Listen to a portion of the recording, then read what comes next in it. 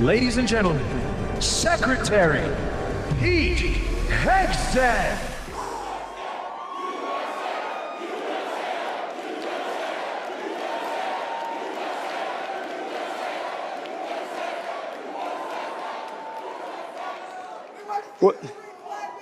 Well, let me tell you something. Those B-2 pilots in Missouri hear you loud and clear.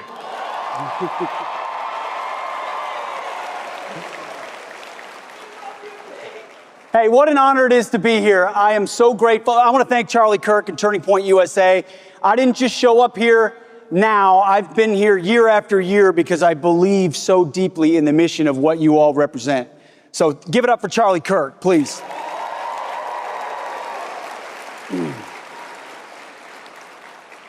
Obviously, this job, my day job, is the greatest professional honor I've had in my life. The opportunity to lead and serve our warriors. It's incredible. But let me start by saying, and a little bit of a message to all of you, because I'm looking out at the future of America. I think I might be looking out at some future warriors out here. And we'll get to that in a moment. I hope some of you do choose that path to raise your right hand to defend the Constitution and defend the nation, because we're going to need it. But at the same time, as I focus on, getting our military back on track and doing that job and serving the greatest commander-in-chief our country has had, we also have to remind ourselves priorities, that ultimately we serve God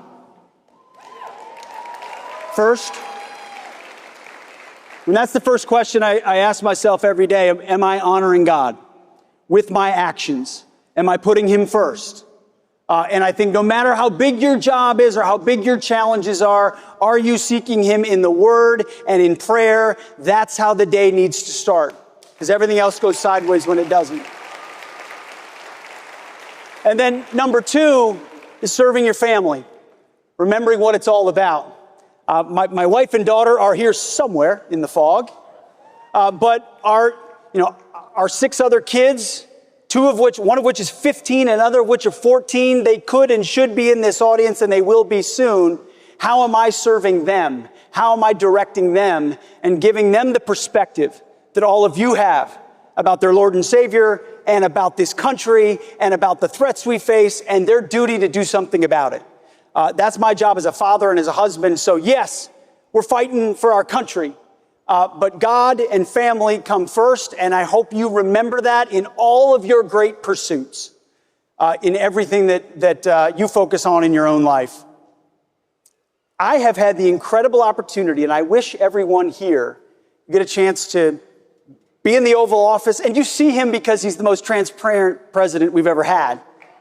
But to watch President Trump, whether it's the Oval Office or the Situation Room or in foreign countries, he does so much, but ultimately his willingness to put America first, apply common sense, and execute peace through strength is the core of what I get a chance to see every day. And you don't get peace without the strength part. And that's my department, the strength department. And so I actually think we lead at the Defense Department, or maybe soon to be the Department of War, for all the right reasons. We lead the biggest peace department in the world. Our job is to be strong and ready and lethal so that you never have to use us.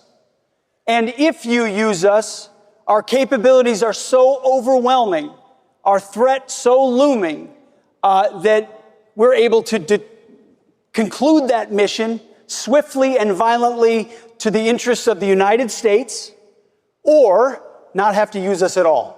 So the peace is preserved and deterrence sticks. And I'll never forget President Trump, when he chose me for this job, the first thing he said to me, he said, Pete, you're going to have to be tough. I can't even say the word, because it's a young crowd, 15, 16, tough as you know what. Tough as you know what. And I said, yes, sir. And boy, was he right. But the next thing he said to me was, Pete, I need you to restore the warrior ethos. I need you to get the military back to basics. We were distracted. Absolutely.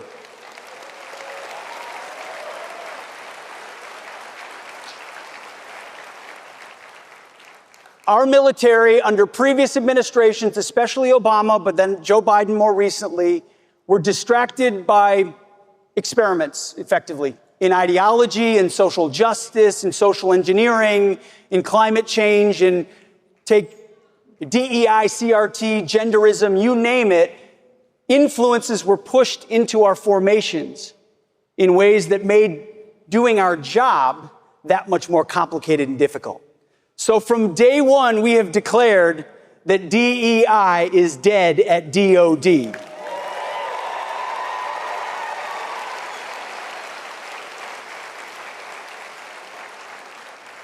We're going back to gender neutral, colorblind, merit-based performance standards.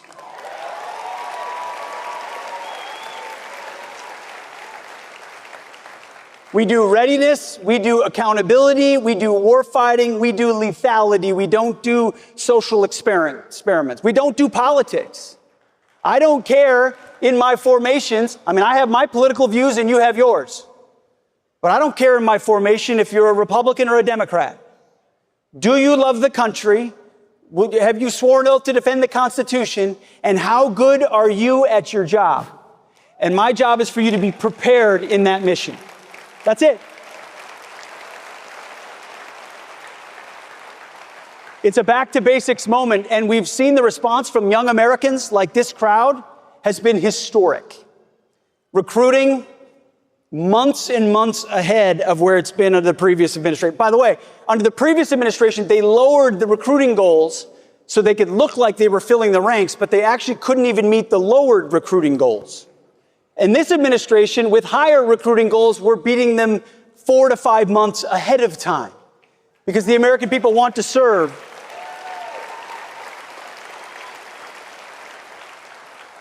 They want to serve under a commander-in-chief that has their back. And that's why between the Army and the Marine Corps, the Navy, Space Force, Air Force, all are at historic levels of recruiting. I used to call it the Trump bump. That doesn't work anymore. It's a tsunami of response from the American people. And we're grateful that you would entrust with us your greatest resource, which is your young men and women willing to put their life on the line in uniform for the country. We are always going to need that in this nation. The price of freedom is eternal vigilance. And the face of eternal vigilance are those men and women in camouflage willing to stand a watch on behalf of everyone here, giving up the best years of their life because they believe in something greater than themselves. They know we have rights endowed, not by government, but by a creator.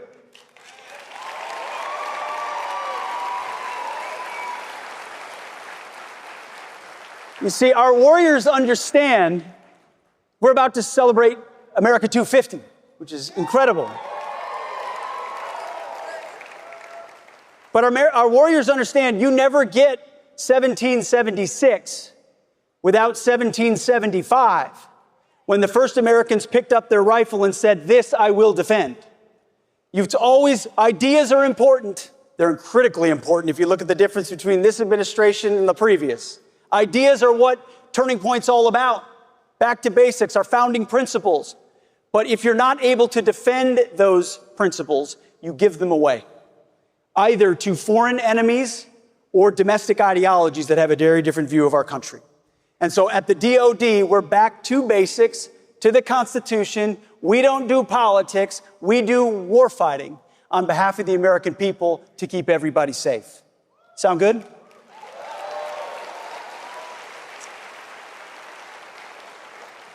We're also rebuilding our military in ways that President Trump did in his first term. Under Obama and Biden, the military was gutted, not just with bad ideologies, but with insufficient funding and capabilities. President Trump's changed that. The One Big Beautiful Bill gave $150 billion in additional spending to DOD. We have the first $1 trillion defense budget.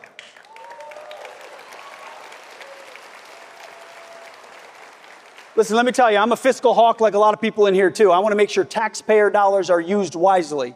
And that's why I think DOGE and entities like that have been used as efficiently or even more aggressively in DOD than anywhere else. Because every dollar I can find in savings is a dollar I can reinvest in warfighting and readiness and capabilities, in the pointy end of the spear. So we've found tens of billions of dollars in savings that contracts we've eliminated, green initiatives that are gone, that we move over to President Trump's priorities. So when you look at Golden Dome for America, protecting the homeland, you look at the F-47, the world's first sixth-generation fighter jet,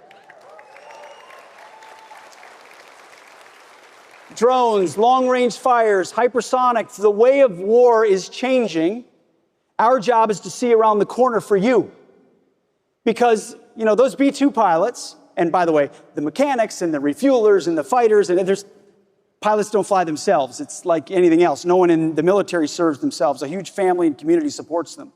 But those B-2 pilots were able to fly in an exquisite machine 37 hours around the world because some American that I've never met 40 or 50 years ago designed that fighter, that bomber, was willing to spend political capital and effort and time to fund it and acquire it and field it so that a future president they'll never meet has maximum latitude and decision space to execute on behalf of the American people. My job is to work with our team to look the same way. What does warfighting of the future look like so that you and your kids and your grandkids in future America have the capabilities they need to be decisive and overwhelming on the battlefield? So it's not just about the wars of today and how successful are we today, but are we making the tough calls? See, it's easy to be aggressive and forward-leaning in this position when you have a boss in President Trump who puts a giant shield over you. And that's what it is. He ultimately is willing to take the slings and arrows. He's literally taking the shots. So that the rest of us can go into our departments and say, now is the time to do what needs to be done. Make the difficult decisions that, you know, politicians in the past or bureaucrats in the past pushed aside because they were difficult. Now's the time to make those tough calls for you, for my kids, for your kids, your grandkids. So it's restoring the warrior ethos, rebuilding our military, and then reestablishing deterrence. I talked a little bit about deterrence, but we started this administration, unfortunately, in a hole with 4 years of deferred maintenance on the world stage. What happened in Afghanistan, the disastrous and tragic withdrawal of what happened there reverberated around the world. The world saw wokeness and weakness, not because of our warfighters, but because of political decisions. In ways that, you know, President Trump never would have executed something like that. Conditions-based is something everyone understands. But because of that, you had follow-on actions like the invasion in Ukraine. Again, a war that wouldn't have started under President Trump. Or you had what happened in October 7th with Hamas in Israel. The world thought America wasn't prepared to stand strong because of the actions we had taken and then all the woke garbage that was happening behind the scenes inside the department. The world took notice and said, wait, America's investing in electric tanks. That doesn't make much sense. Where do you plug those in the Middle East? There's they just didn't see a serious administration or serious leadership. So deterrence eroded, which means other actors filled the void. President Trump showed up and said, peace through strength is back through American leadership, not through adventurism or interventionism or nation building, none of that, but through a clear-eyed, realistic view of the world that when we are strong and our objectives are clear and our enemies know where we stand and our allies know that they stand with them, the world is a more peaceful and secure place, which benefits all of us here at home. And by the way, guess where that starts? That starts at home. That starts with our southern border. That starts with ending the invasion of 21 million illegals. That starts with recognizing the military, the Defense Department plays a role in that. My generation spent 2 decades in Iraq and Afghanistan and elsewhere defending other people's borders. It's about time we defend our own.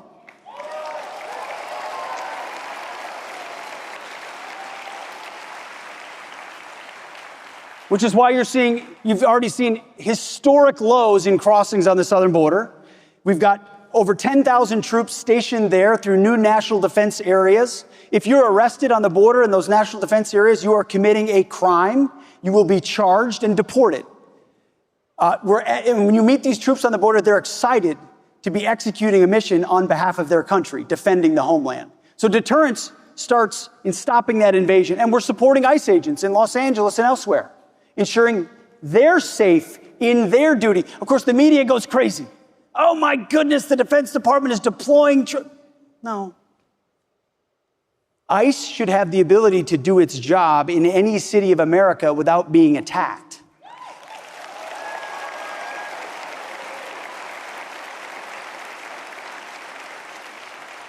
And if they're being attacked, their partners at the Defense Department are proud to stand alongside them to secure them, their facilities, or their agents in the execution of lawful law enforcement. It's something we're willing to do, and we are doing on behalf of the mandate of the American people. But it's also the reestablishing of deterrence around the globe. And that's why what happened through Operation Midnight Hammer was so important.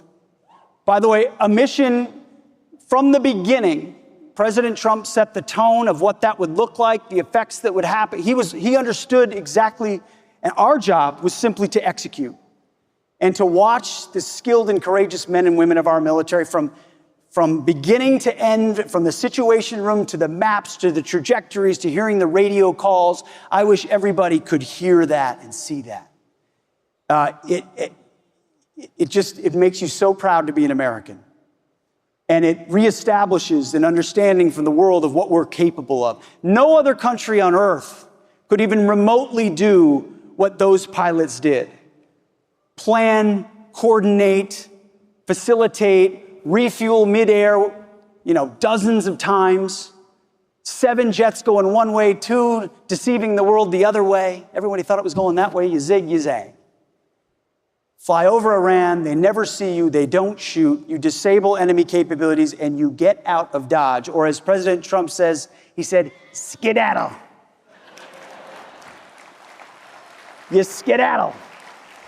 That is a specific military doctrinal term now. That was not just a message to Iran's nuclear capabilities. It was a message to all of our adversaries and all of our allies that American leadership and strength is back.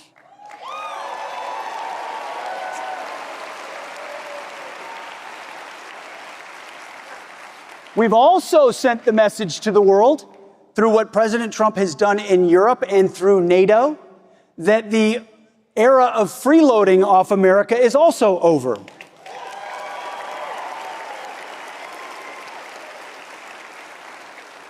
I'm a big fan of alliances, and we're a proud member of NATO. But an alliance can't just be about flags and conferences. It needs to be about formations and capabilities. Military alliances only work when you have actual hard power to bring to bear. And only because of President Trump is Europe stepping up and spending now what was inconceivable. Many of these countries were spending 1% on defense just in his first term. But because of President Trump's leadership, they're committed now to spending 5% of GDP on defense, which means they lead the way and we don't have to do it for them.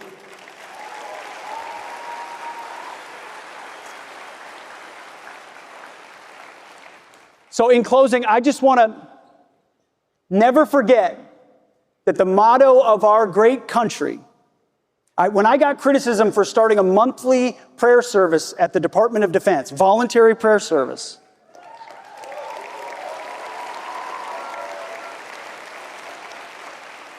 I reminded our friends in the media, the motto of our country is, "In God we trust." That the military has a long heritage of being on bended knee, appealing to heaven in the most impossible of situations. God's providence brought us here.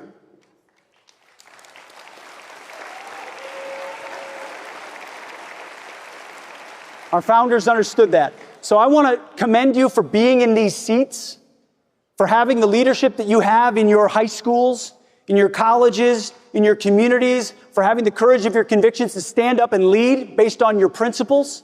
That is leadership. That is putting America first. That is showing strength, and I commend you for that.